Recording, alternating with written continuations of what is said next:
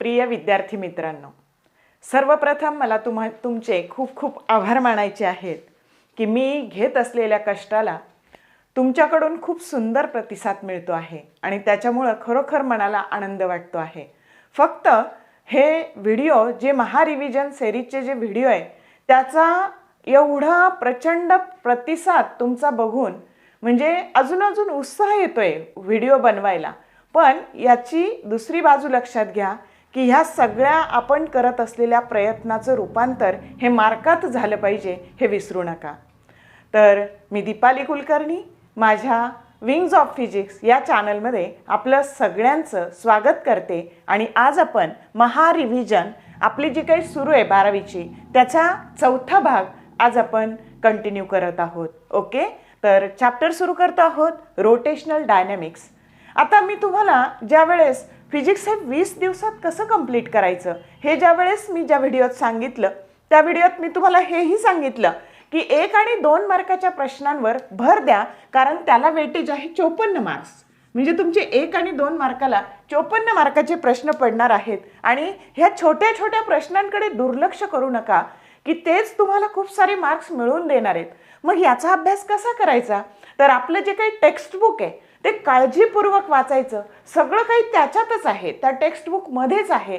मग आता कसं बघा, तर रोटेशनल डायनॅमिक्स चॅप्टर सुरू केला की त्याच्यामध्ये तुम्हाला सांगितलेलं आहे सुरुवातीला की what are the characteristics of circular motion. मग सर्क्युलर मोशनच्या कॅरेक्टरिस्टिक्स पाहण्यापूर्वी आपण त्याची थोडीशी पार्श्वभूमी समजून घेऊ।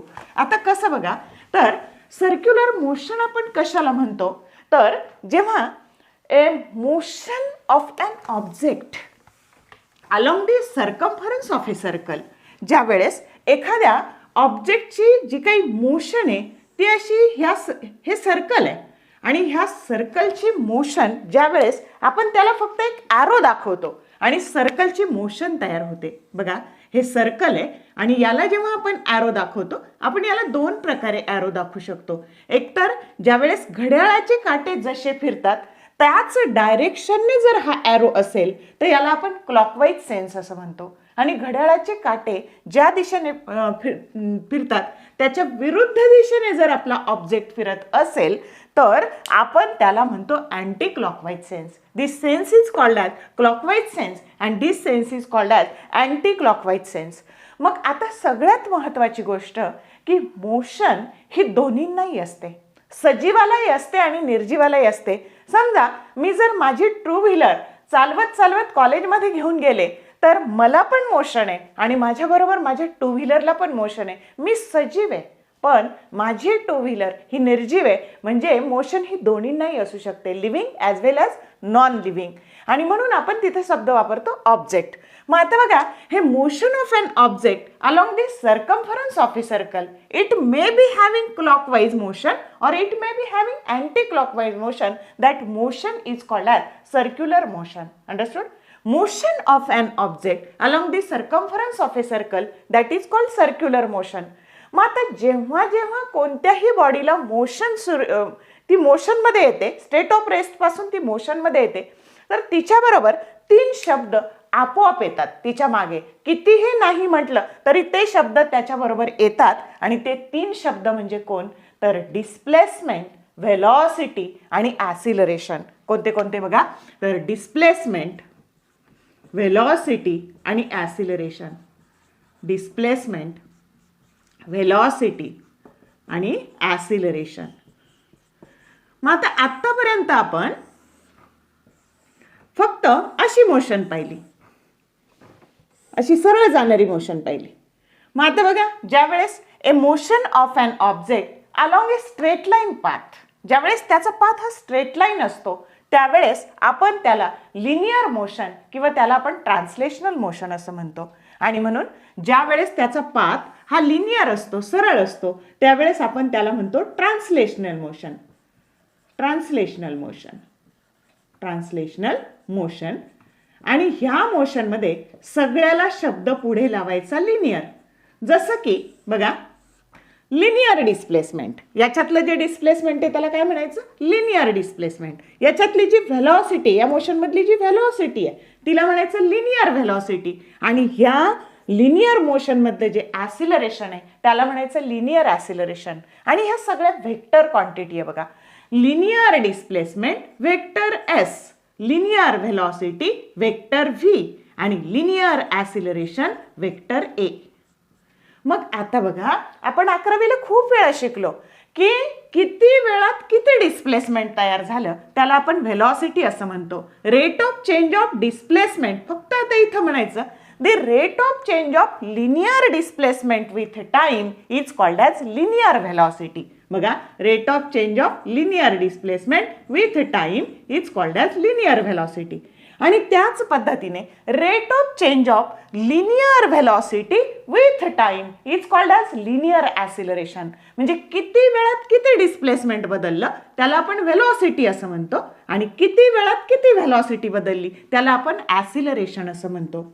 म्हणजे बघा, जर व्हेलॉसिटी तयार व्हायची असेल तर वेळेबरोबर डिस्प्लेसमेंट बदलावं लागतं. ते जर कॉन्स्टंट राहिलं तर व्हेलॉसिटी 0 आणि व्हेलॉसिटी कॉन्स्टंट राहिली तर ॲसिलरेशन 0.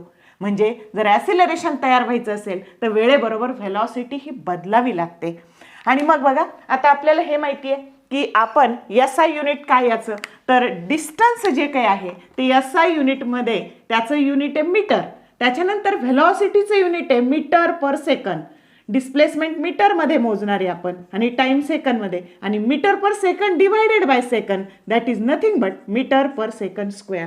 आणि हे झालं सगळं. This is all about translational motion और it is about linear motion. मग आता जेव्हा तुमच्या वर्तुळाच्या परिघावर तुमचा ऑब्जेक्ट फिरणार आहे त्यावेळेस त्याला म्हणायचं सर्क्युलर मोशन. आणि बघा, त्याने आता इथून इथपर्यंत ए पॉइंट पासून तुमचा पार्टिकल टी इतक्या वेळात बी या ठिकाणी आला आणि त्याने रॅडियनमध्ये जो काही अँगल पार केला, काटला, त्याला आपण म्हणतो अँग्युलर डिस्प्लेसमेंट. आणि बघा, थीटा, आता ही जी मोशन आहे ही सर्क्युलर मोशन आहे. वर्तुळाच्या परिघावरची मोशन ही कशी मोशन आहे? Circular motion. आणि इथे सगळ्या याला शब्द लावायचा अँग्युलर. काय शब्द लावायचा? अँग्युलर. मग आता बघा, आता हे बघण्यापूर्वी आधी आपण एक कन्सेप्ट बघू, रेडियस वेक्टर. आता बघा, इथे हा जो काही वेक्टर आहे, ए या ठिकाणचा वेक्टर आहे, तो कुठून, तर a vector drawn from centre of circle to the position of particle is called as radius vector. I repeat, a vector drawn from, कुठून काढला आपण? Centre of circle to the position of particle is called as radius vector. मग आता बघा, तो इथे आला, ए या ठिकाणी रेडियस वेक्टर होता तुमचा RA, बी या ठिकाणी तो रेडियस वेक्टर होता RB. समजा इथे सी या ठिकाणी पार्टिकल आला, रेडियस वेक्टर RC. म्हणजे जसं जसं हा पार्टिकल इथं फिरणार आहे तसे तशी रेडियस वेक्टरचं मॅग्निट्यूड कॉन्स्टंट राहणार आहे, पण त्याची डायरेक्शन काय होत जाणार आहे? बदलत जाणार आहे. आणि ह्या दिलेल्या वेळेत रेडियस वेक्टरनी ट्रेस केलेला आणि रॅडियनमध्ये मोजलेला अँगल त्याला आपण म्हणतो angular displacement. And it is given by a vector quantity that is theta. That is called angular. आता ह्या मोशनमध्ये सगळ्याला काय लावायचं? अँग्युलर नोटेशन लावायचं. Angular displacement, angular velocity, angular acceleration. मग अँग्युलर व्हेलॉसिटीला नोटेशन असतं व्हेक्टर ओमेगा. आणि परत याच्यासारखंच rate of change of angular displacement with time is called as angular acceleration. Rate of change of angular displacement with time is called as angular velocity. आणि मग एकदा displacement आलं की व्हेलॉसिटी येते आणि व्हेलॉसिटी बदलली की ॲसिलरेशन येतं. आणि म्हणून अँग्युलर ॲसिलरेशनला नोटेशन वापरतात वेक्टर अल्फा. आणि rate of change of angular velocity with time is called as angular acceleration. मग आता बघा, याचं युनिट आत्ताच मी सांगितलं, हा थीटा कशात मोजायचा? रॅडियनमध्ये मोजायचा. मग रॅडियन पर सेकंद, इथं रॅडियन भागिले टाइम म्हणजे रॅडियन पर सेकंद, आणि इथे radian second per second, that is nothing but radian per second square. आणि हे सगळे यांचे काय आहेत? SI युनिट आहे. आणि ही बेसिक माहिती ह्या चॅप्टरसाठी खूप महत्त्वाची आहे. कळलं का? मग दोन्ही तुम्हाला मोशन कळल्या का? लिनियर मोशन आणि सर्क्युलर मोशन. मग आता बघा, आपल्याला आता पहिला प्रश्न बघायचा आहे. तर what are the characteristics of a circular motion? Circular मोशनच्या कॅरेक्टरिस्टिक्स काय आहे? तर आता बघा, तर पहिली कॅरेक्टरिस्टिक्स आपल्याला सांगता येईल, कॅरेक्टरिस्टिक्स ऑफ सर्क्युलर मोशन. आता इथे बघा, ज्या वेळेस हा पार्टिकल फिरतो इथे, तर इथं त्याची जसा जसा हा तुमचा पार्टिकल वर्तुळाच्या परिघावर फिरतो, तो ए या ठिकाणी असेल तर त्याची ही व्हेलॉसिटी आहे, लिनियर व्हेलॉसिटी. इथे त्याची तो या ए या ठिकाणी आला, vector v that is linear velocity. B या ठिकाणी आला, वेक्टर व्ही ही त्याची लिनियर व्हेलॉसिटी. सी या ठिकाणी आला, वेक्टर व्ही ही त्याची लिनियर व्हेलॉसिटी. आणि म्हणजे प्रत्येक ठिकाणी त्याची व्हेलॉसिटी ही बदलत जाते. आणि जेव्हा व्हेलॉसिटी बदलते तेव्हा ॲसिलरेशन तयार होतं. आणि म्हणून सर्क्युलर मोशन ही कशी मोशन आहे? तर ही ॲसिलरेटेड मोशन आहे. आणि म्हणून पहिली characteristics, it is an accelerated motion. It is an accelerated motion. ही कशी मोशन आहे? ॲसिलरेटेड मोशन आहे. आणि आता बघा, युनिफॉर्म सर्क्युलर मोशन मध्ये काय होतं? समजा ए या ठिकाणाहून पार्टिकल निघाला आणि परत ए या ठिकाणीच आला, त्याला 2 सेकंद वेळ लागला. परत तो ए या ठिकाणून आला आणि परत ए या ठिकाणीच परत यायला, त्याला 2 सेकंद वेळ लागला. आणि त्याच वेळाने रिपीट होणारी जी मोशन असते तिला आपण म्हणतो पिरियॉडिक मोशन. आणि म्हणून circular motion, uniform circular motion ही कशी मोशन आहे? तर ही पिरियॉडिक मोशन आहे. आणि म्हणून आपण याची दुसरी कॅरेक्टरिस्टिक लिहू शकतो, it is a periodic motion. It is a periodic motion. आणि ह्या सर्क्युलर मोशनच्या ह्या कॅरेक्टरिस्टिक्स आहे. 1 किंवा 2 मार्काला तुम्हाला याच्यावर प्रश्न येऊ शकतो. बघा किती सोपं उत्तर आहे त्याचं. कळलं का? What are the characteristics of circular motion? It is an accelerated motion and it is a periodic motion. एवढे 2 फक्त तुम्हाला पॉईंट्स लिहायचे आहेत. आता आपल्याला काही बेसिक टर्म याच्याशी रिलेट शिकायच्यात बघा. तर त्या आता आपण बघणार आहोत आणि त्याच्यावर छोटे छोटे MCQ हे कसे ओरिजिनेट होतात तेही आपल्याला पाहायचं आहे. मग आता मी तुम्हाला जस्ट नाव काय सांगितलं की ही व्हेक्टर ओमेगा आणि व्हेक्टर अल्फा ही व्हेक्टर क्वांटिटी आहे. मग त्याची दिशा कशी ठरवली जाते? आता बघा, या पद्धतीने आपण 3 डायमेन्शनल फिगर घेऊ की या पद्धतीने तुमचं हे फिरतं आहे, ही सर्क्युलर मोशन आहे. आणि इथे बघा, ही आहे अँटी क्लॉकवाईज सेन्स आणि हा आहे क्लॉकवाईज सेन्स. या पद्धतीने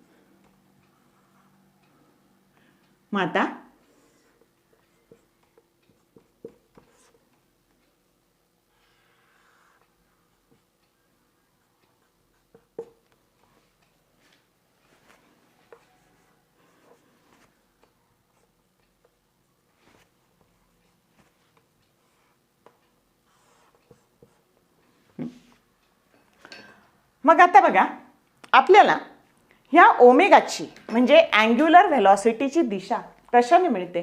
तर ती आपल्याला मिळते by using right hand rule. मग काय आहे राईट हँड रूल? आता बघा, आता हा जो काय आहे हा ॲक्सिस आहे. सर्क्युलर मोशन होताना त्याच्या सेंटरमधून जो ॲक्सिस पास होतो त्याला आपण, सेंटरमधून जी लाईन पास होते त्याला आपण ॲक्सिस असं म्हणतो. आणि मग हा जो ॲक्सिस आहे की ज्याच्या भोवती सर्क्युलर मोशन घडते आहे तो आपल्याला आपल्या उजव्या हातात धरायचा आहे. म्हणूनच रूलचं नाव आहे राईट हँड रूल. मग आता हा ॲक्सिस ऑफ रोटेशन आपण उजव्या हातात धरला, त्याच्या भोवती तुमची बोटं गुंडाळली, कर्ल युअर फिंगर्स, आणि हा जो अंगठा आहे तो त्याच्या लेंथच्या दिशेने सरळ केला. Okay, imagine the axis of rotation to be held in your right hand. त्याला तुमच्या उजव्या हातात धरलं. Curl the fingers around it. बघा, हे असे धरलेत आपण. मग हे बोटं असे वळालेत म्हणजे सेन्स कोणता आहे? तर सेन्स आहे anti clockwise sense. And outstretch the thumb along its length. त्याच्या लेंथ जी काही आहे त्याच्या दिशेने तुमचा अंगठा सरळ करा. Then curled finger denotes the sense of rotation. वळालेली बोटं हा सेन्स कसा आहे म्हणजे हा या केसमध्ये, या पहिल्या केसमध्ये तुमची हे अँटी क्लॉकवाईज सेन्स आहे असं सांगणार. आणि direction of thumb that gives you the direction of vector. म्हणजे ह्या अँग्युलर व्हेलॉसिटीची दिशा हा अंगठा दाखवतो, म्हणजे ही झाली वेक्टर ओमेगाची दिशा. आणि इथे आपण हे जे काही आहे तर हे ओमेगा इज इन्क्रीजिंग. इथं तुम्हाला दिसतंय की ज्या वेळेस तुमचा हा सेन्स हा अँटी क्लॉकवाईज सेन्सने आहे ह्या सर्क्युलर मोशनचा, त्यावेळेस ओमेगाची डायरेक्शन कशी असणार आहे, अपवर्ड.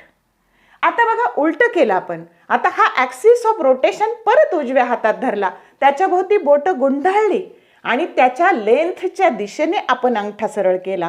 वळालेली बोट बघा आता कोणता सेन्स सांगतात ते, क्लॉकवाईज सेन्स. आणि ओमेगा कोणत्या डायरेक्शनने आहे तर डाऊनवर्ड डायरेक्शनने आहे. म्हणजे ह्या ओमेगाची दिशा कशी ठरवायची, सेन्स जर अँटी क्लॉकवाईज असेल तर ओमेगा हा अपवर्ड असतो, आणि सेन्स जर सर्क्युलर मोशनचा सेन्स हा क्लॉकवाईज सेन्स असेल तर ओमेगा हा डाऊनवर्ड डायरेक्शनने असतो.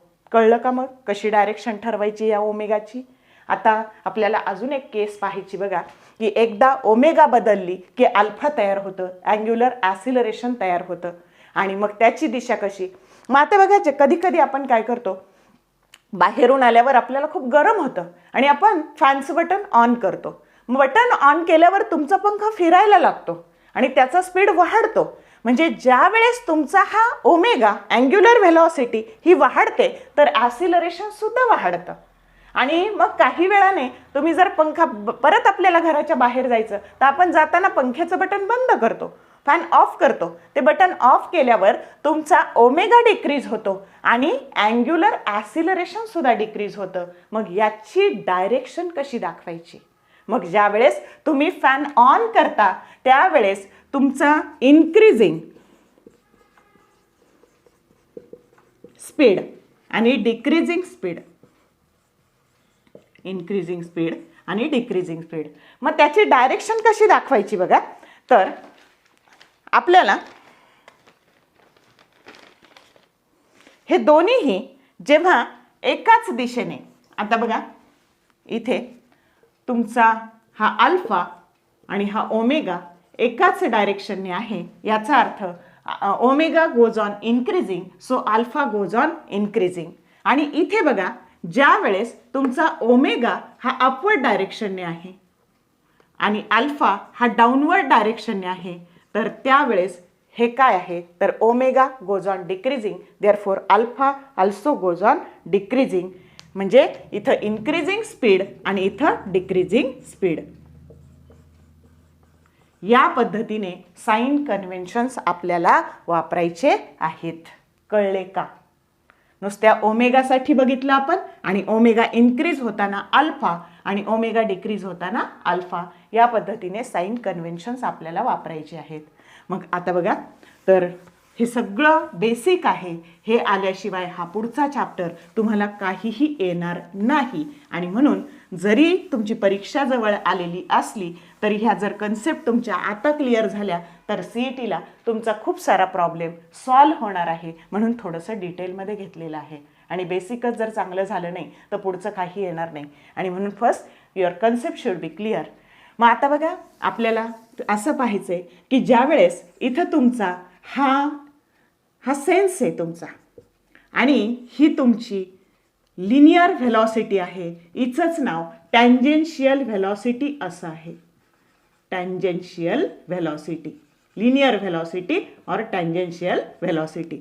मग आता इथं बघा हा तुमचा रेडियस वेक्टर आहे, रेडियस वेक्टर आहे आणि ही तुमची अँग्युलर व्हेलॉसिटी आहे.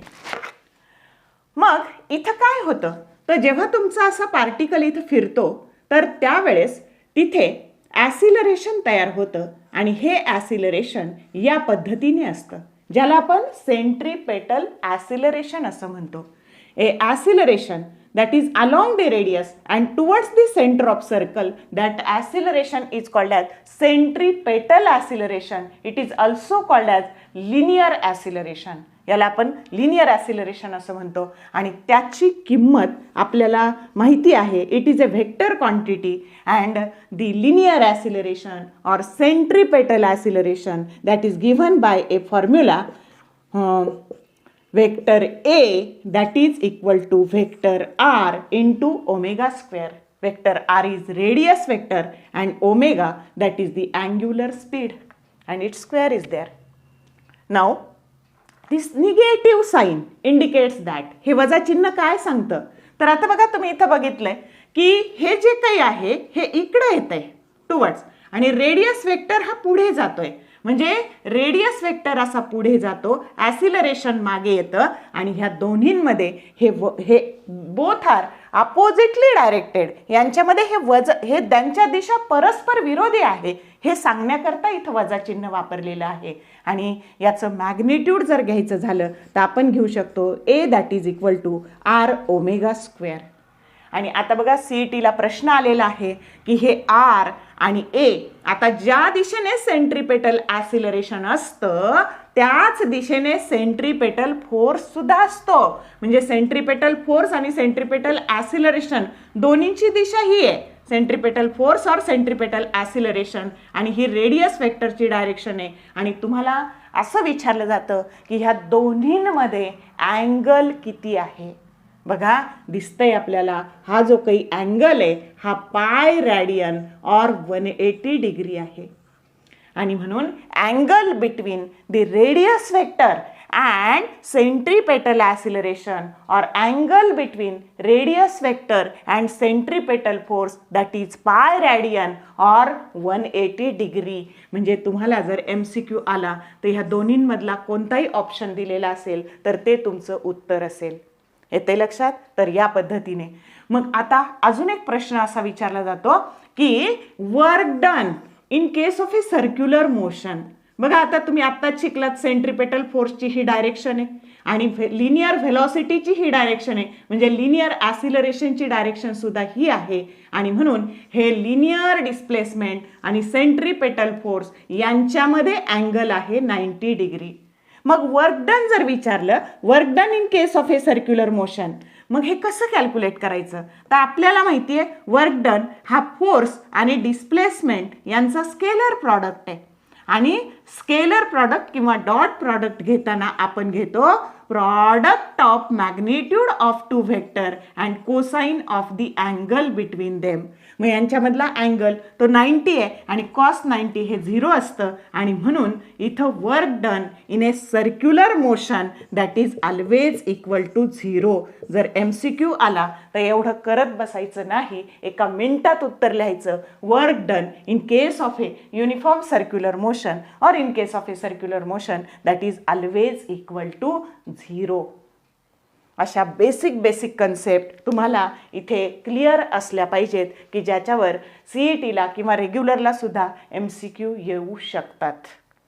आता बघा कळतंय. मग आता बघा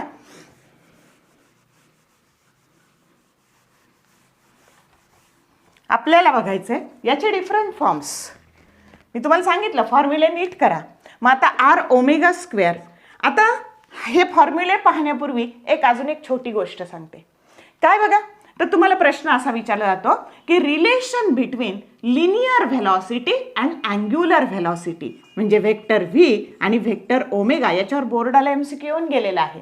तर परत येऊ शकतो, रिपीट होऊ शकतात प्रश्न, किंवा एक मार्काला तुम्हाला व्हेरी शॉर्ट आन्सर त्याच्यात हा प्रश्न येऊ शकतो. What is the relation between linear velocity and angular velocity. मग आता इथे बघा त्याच्यासाठी ही फिगर खूप महत्त्वाची आहे. मग आता इथे तुम्हाला दिसतंय आणि सोपं कसं लक्षात ठेवायचं तेही मी तुम्हाला सांगते. ह्या दोन्ही व्हेलॉसिटी लिहून टाकायच्या. व्ही बरोबर सरळ ओमेगा लिहून टाकायचं. ह्या चार्टमधलं व्ही बरोबर सरळ ओमेगा लिहून टाकायचं. हे बरोबर हे, आणि याला फक्त आर क्रॉसने गुणायचं आणि हे झालं रिलेशन. बघा वेक्टर व्ही बरोबर omega cross vector omega cross vector r, हा क्रॉस प्रॉडक्ट आहे. आणि जर तुम्ही हे असं लिहिलं बाळांनो की वेक्टर आर क्रॉस ओमेगा तर तुमचं उत्तर चुकणार आहे, कारण क्रॉस प्रॉडक्टमध्ये सिक्वेन्सला खूप महत्त्व असतं. सिक्वेन्स चुकला तर क्रॉस प्रॉडक्ट चुकतो आणि म्हणून इथं हेच उत्तर बरोबर आहे. आणि त्याच्यासाठी मी सोपी ट्रिक सांगितली. वेक्टर व्ही बरोबर ओमेगा लिहून टाकायचं आणि त्याला फक्त गुणिले वेक्टर आर करायचं आणि ते झालं रिलेशन बिटवीन वेक्टर व्ही म्हणजे linear velocity and angular velocity. आणि याचं जर मॅग्निट्यूड घेतलं आपण, relation between linear speed and angular speed तर फक्त हे क्रॉसचं काढून टाकायचं, हे वेक्टरचे साईन काढून टाकायचे आणि व्ही बरोबर ओमेगा आर या पद्धतीने हे स्पीडमधलं लिनियर स्पीड आणि अँग्युलर स्पीडमधलं रिलेशन आहे आणि हे लिनियर व्हेलॉसिटी आणि अँग्युलर व्हेलॉसिटीमधलं रिलेशन आहे. समजतंय का? आता बघा आपल्याला याचे डिफरंट फॉर्म्स लिहायचे आहेत. मग आता इथे बघा तुम्हाला व्ही बरोबर तुमचं आहे ओमेगा आर आणि म्हणून ओमेगाची व्हॅल्यू तुम्ही टाकली की ओमेगा बरोबर इथेच करू आपण ओमेगा बरोबर व्ही बाय आर आणि ती व्हॅल्यू इथे टाकली आपण r into v square by r square that is nothing but v square by r. आणि याच्यामध्ये परत आपण एक व्ही बाजूला काढला बघा, हा एक व्ही बाजूला काढला आणि इथं व्ही बाय आर टाकलं तर ह्या व्ही बाय आरची किंमत परत ओमेगा टाकता येईल आणि आपल्याला अजून एक रिलेशन मिळालं व्ही इंटू ओमेगा. म्हणजे तुमचं हे जे काही सेंट्रीपेटल ॲसिलरेशन किंवा लिनियर ॲसिलरेशन याचे फॉर्म्युले तुम्हाला मिळाले आर ओमेगा स्क्वेअर और व्ही स्क्वेअर बाय आर और व्ही इंटू ओमेगा. कळतंय का? आणि हे ओमेगा जे काही असतं ते ओमेगा बरोबर 2π/t असतं आणि ते टाकून अजून इथे फॉर्म्युला आपल्याला लिहिता येईल व्ही इंटू 2πv बघा अपॉन टी. हा अजून एक फॉर्म्युला तुम्हाला याचा लिहिता येईल. समजतंय? तर हे सगळे फॉर्म्युले आहेत कशाचे? लिनियर ॲसिलरेशन और it is also called as centripetal acceleration. मग आता एकदा हा फॉर्म्युला आला की आपल्याला सेंट्रीपेटल फोर्सचा पण फॉर्म्युला लिहिता येईल. Centripetal force that is nothing but ma mass into acceleration. म्हणजे इथं जो काही हा ऑब्जेक्ट तुमचा फिरतो आहे त्याचं मास m आहे आणि त्याला म्हणजे या सगळ्याला तुम्ही m ने गुणलं की तुम्हाला तो फॉर्म्युला मिळणार आहे बघा mr omega square mv square by r आणि mv omega or twice pi mv by T. समजलं का? हे त्याचे सेंट्रीपेटल फोर्सचे एवढे फॉर्म्युले तयार झाले आणि हे सगळं या चॅप्टरचं बेसिक आहे. याच्यावर तुम्हाला कसेही MCQ विचारले तरी तुम्हाला ते आता सॉल्व करता येतील आणि सगळ्यात महत्त्वाचं तुमच्या बेसिक कन्सेप्ट आता इथं क्लिअर झालेल्या आहेत. ओके, पुसू आता.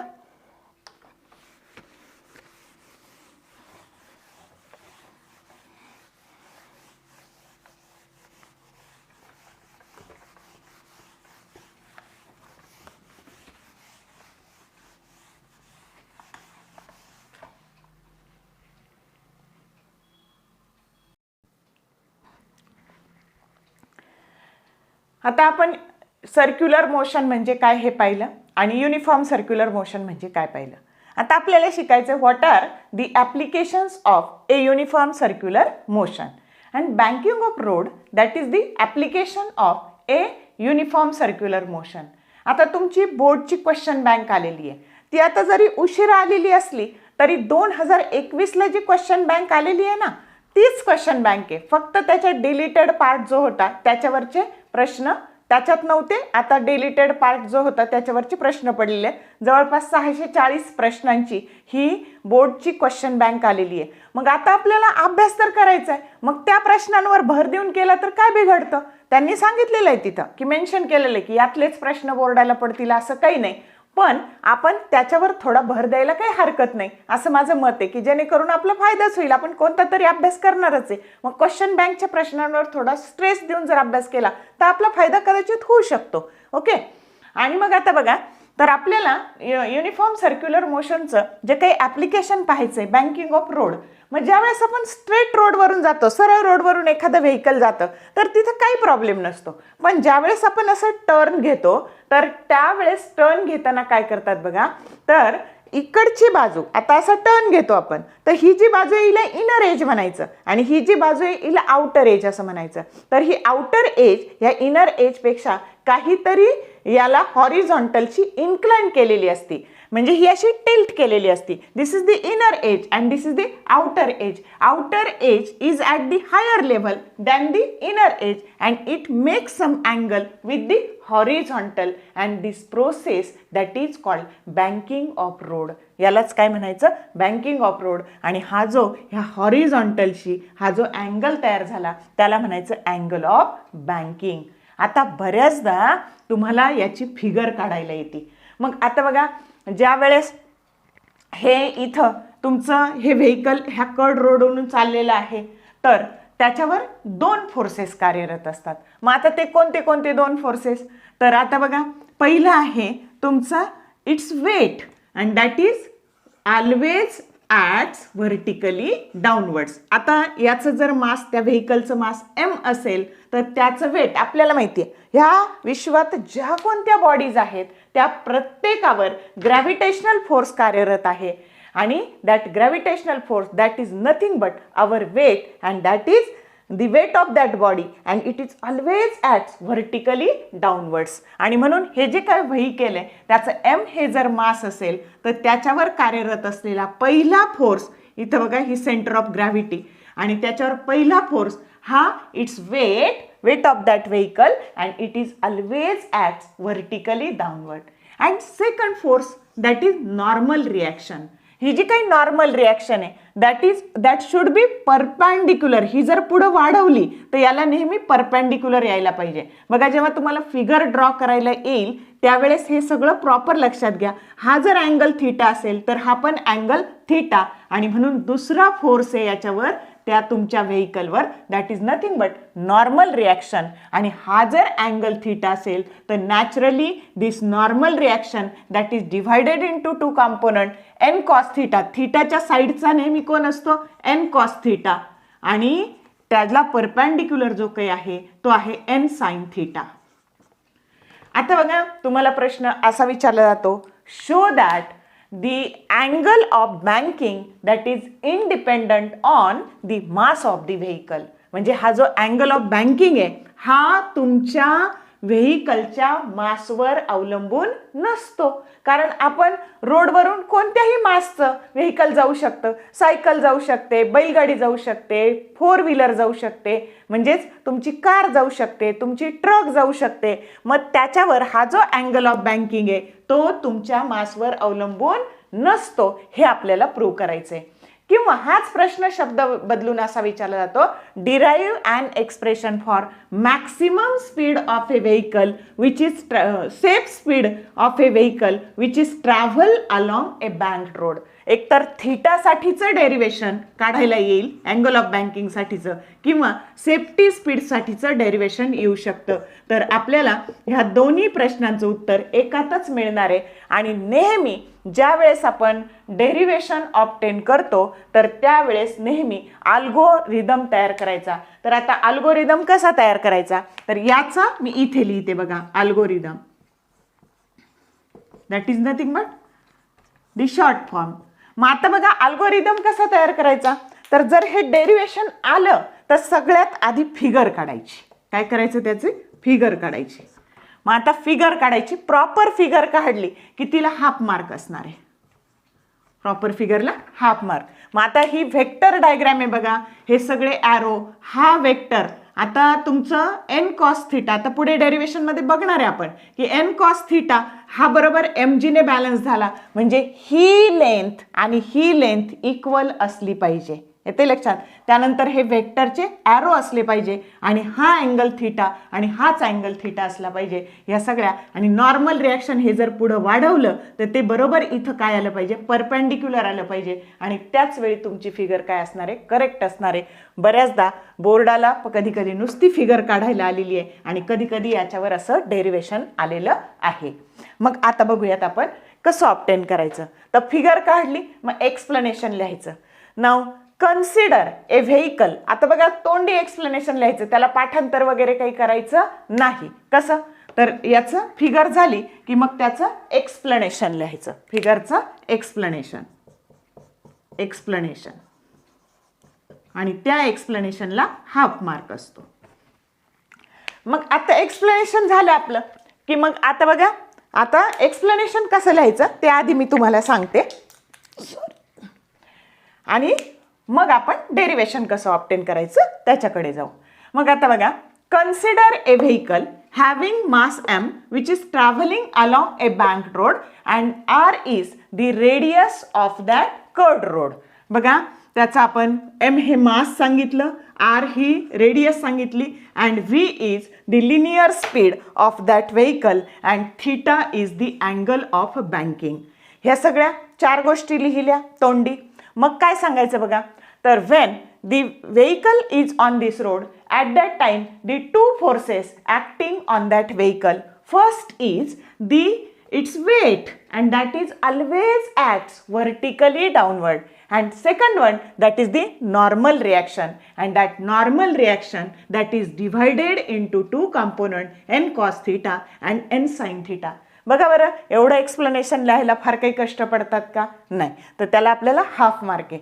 आता इथे तुम्हाला काय दिसतंय, आता पुढचं डेरिवेशन अगदी 2 स्टेपमध्ये डेरिवेशन आहे. बघा इथं काय दिसतंय तुम्हाला, एन साइन थिटा, आणि हा कशाने बॅलन्स झालेला आहे तर तुम्हाला माहिती आहे हा सेंट्रीपेटल फोर्सने बॅलन्स झालेला आहे. आणि एन कॉस थिटा हा कशाने बॅलन्स झालेला आहे तर हा वेटने. म्हणूनच मी तुम्हाला सांगितलं हे दोन्ही वेक्टर इक्वल आणि अपोजिट काढायचे. आणि म्हणून सेकंड पॉईंट आता येईल बघा आपला, तर इक्वेशन येईल. पहिलं आपली फिगर झाली, मग एक्सप्लेनेशन झालं, आणि आता second point, according to figure N cos theta that is balanced by the weight which is always acts vertically downward and n sin theta that is balanced by the centripetal force that is nothing but mv square by r. मग अशी आपण याचे equations पाहिलेले आहेत. मग आता नेहमी काय करायचं, साइन थिटाच्या कॉम्पोनंटला कॉस थिटाच्या कॉम्पोनंटने डिव्हाइड करायचं. आणि म्हणून डिव्हाइड इक्वेशन 2/1, 2ला 1 ने भागायचं. मग आता काय झालं बघा, N sine theta N cos theta N N cancel झालं आणि शिल्लक काय राहिलं, tan theta that is equal to, आता बघा m v square by r divided by m g, m m cancel झालं आणि शिल्लक राहिलं v square by r g. आणि त्याच्याहूनच आता v square that is equal to r g tan theta and therefore maximum speed or maximum safety speed that is equal to v स्क्वेअरची value एवढी आली, म्हणून व्ही बरोबर square root of r g tan theta. म्हणजे हा जो प्रश्न होता की मॅक्सिमम सेफ्टी स्पीड, त्याचं उत्तर आपल्याला मिळालेलं आहे. आणि हे इक्वेशन थिटासाठी बॅलन्स केलं की theta that is equal to tan inverse v square upon r g, हा झाला फॉर्म्युला कशाचा, अँगल ऑफ बँकिंगचा. And in this manner we can show that the angle of banking is independent on the mass of the vehicle. या पद्धतीने तुम्हाला हे derivation अगदी शॉर्टमध्ये लिहिता येतं. आणि म्हणून इथं अल्गोरिदममध्ये पुढचे पॉईंट घ्यायचे बघा, तर डायरेक्ट लिहायचं व्ही बरोबर square root of r g tan theta आणि tan theta that is equal to v square upon r g. एवढे पॉईंट तुम्ही लक्षात ठेवले की तुम्हाला डेरिवेशन लिहिता येऊ शकतं. इथं अजून 1-2 पॉईंट ॲड करा, फक्त हे 2 इक्वेशन ॲड करा. N cos theta that is equal to m g आणि N sine theta that is equal to m v square by r. एवढ्या स्टेप तुम्ही लक्षात ठेवल्या की तुम्हाला आपोआप डेरिवेशन ऑब्टेन करता येतं. आणि तुमच्या पुस्तकात अजून मॅक्सिमम स्पीड आणि मिनिमम स्पीडसाठीचं डेरिवेशन आहे, तर त्याच्या अवघड वाटत असतील, त्या फिगर पाहूनच भीती वाटते, तर तसं करू नका. त्याच्या फिगर प्रॉपर करा, थोडासाच त्या फिगरमध्ये बदल आहे आणि दोन्ही फॉर्म्युले पाठ करून टाका. ते फॉर्म्युले पाठ केले की तुम्हाला ते डेरिवेशन आलं तरी त्याचं एक्सप्लेनेशन लिहा, फिगर काढा आणि फॉर्म्युला लिहा. तुम्हाला आरामशीर त्याचे 2-3 पैकी 2 मार्क्स मिळून जातील. मग आता मी इथं हे जर अल्गोरिदम लिहून झालं असेल तर मी तुम्हाला मॅक्सिमम स्पीड आणि मिनिमम स्पीडचा फॉर्म्युला लिहून दाखवते. तर बघा, मॅक्सिमम स्पीड आणि मिनिमम स्पीड. आता बघा, v minimum that is equal to square root of r g into bracket tan theta minus, minimum म्हटलं की मायनस घ्यायचं, आणि 1 plus mu s tan theta. या दोन्ही गोष्टींचा खाली फक्त गुणाकार घ्यायचा आणि त्याला स्क्वेअर रूट घालायचं. हा झाला मिनिमम स्पीडचा. आणि मॅक्सिमम स्पीडचा फॉर्म्युला सेम, फक्त काय करायचं, r g into bracket tan theta plus mu s. आणि प्लस इथं प्लस घेतला की खाली डिनॉमिनेटरला काय घ्यायचं, minus, 1 minus mu s tan theta. बघा लक्षात कसं ठेवायचं, मिनिमम आहे तिथं न्यूमरेटरला वरती मायनस आणि खाली प्लस आणि इथं प्लस आणि हे मायनस, एवढाच बदल करायचा. फिगरची चांगली त्याच्या प्रॅक्टिस करा. मिनिमम स्पीड आणि मॅक्सिमम स्पीडचे डेरिवेशन आले तर ती फिगर करा, एक्सप्लेनेशन लिहा आणि फॉर्म्युले लिहून टाका. मधला पार्ट अवघड वाटत असेल तर या पद्धतीने तुम्ही डेरिवेशन ऑब्टेन करू शकता. ओके. आता पुढचं application conical pendulum. Conical pendulum.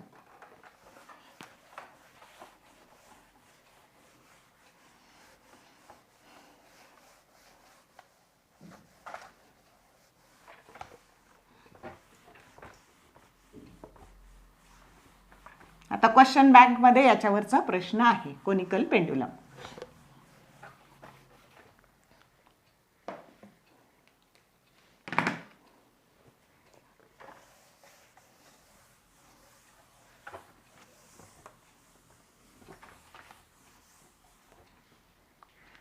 आता हे बघा बाळांनो, हा बॉब आहे, दिसतंय, आणि याला असं फिरवलं तर त्याला म्हणायचं, समजा इथे एक भक्कम असा आधार आहे आणि त्याच्यापासून तो बॉब बांधलाय आणि असं फिरवलं की याला म्हणायचं हॉरिझॉन्टल सर्क्युलर मोशन.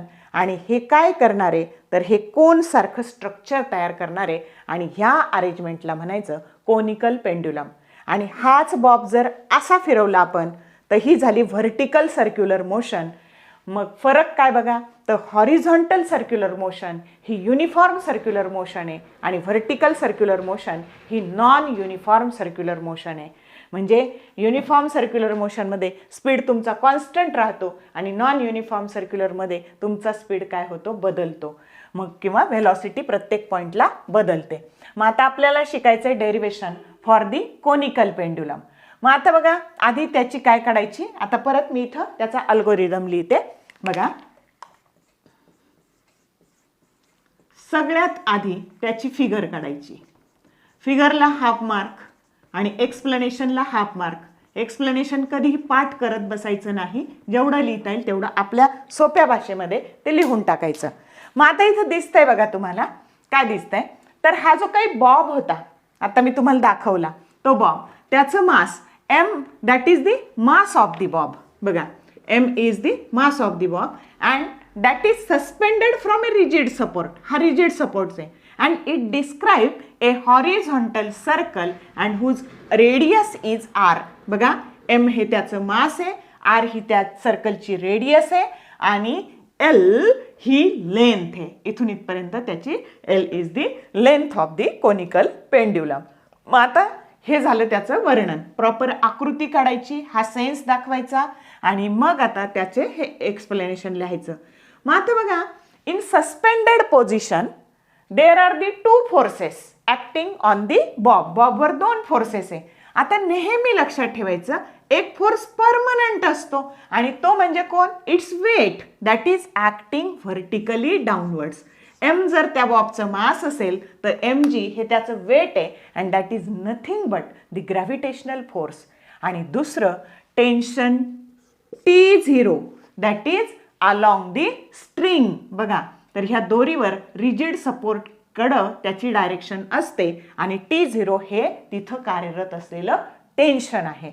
मग आता आपल्याला प्रश्न काय विचारला जातो, derive an expression for the period of a conical pendulum. म्हणजे ज्यावेळेस तुम्ही असं हॉरिझॉन्टल सर्कल करता तर एक सर्कल पूर्ण करायला लागलेला वेळ म्हणजे पिरियड किंवा पिरियडिक टाइम आपल्याला काढायचा आहे. म्हणजे टी साठीचं डेरिवेशन आपल्याला ऑब्टेन करायचं आहे.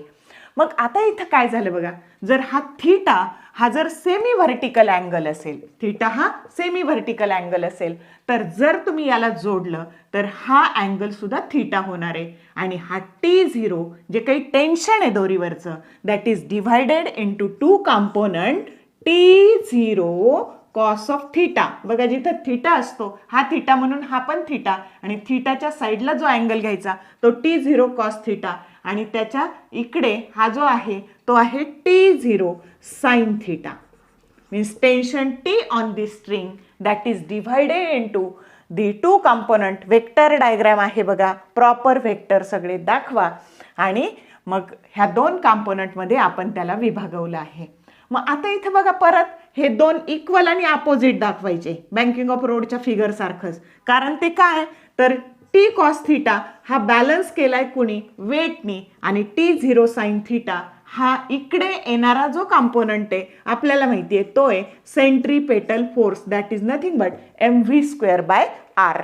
परत याला म्हणायचं इक्वेशन नंबर 1 आणि याला म्हणायचं इक्वेशन नंबर 2. आता आपल्या अल्गोरिदम मध्ये काय लिहायचं बघा, हे दोन्ही इक्वेशन लिहून टाकायचे. काय T0 cos of theta that is equal to mg T0 sine of theta that is equal to mv²/r. मग आता परत साइन थिटाच्या कंपोनंटला कॉस थिटाच्या कंपोनंटने डिव्हाइड करायचं. मग आता याने याला डिव्हाइड केलं तर काय शिल्लक राहिलं बघा, T0 कॅन्सल झाले, आणि sine theta divided by cos theta that is equal to पण कॅन्सल झाले, आणि v² that is equal to rg. किंवा आपण याला ओमेगाच्या स्वरूपात लिहिलं तरी चालू शकेल, म्हणजे आपलं एक काम अजून कमी होईल.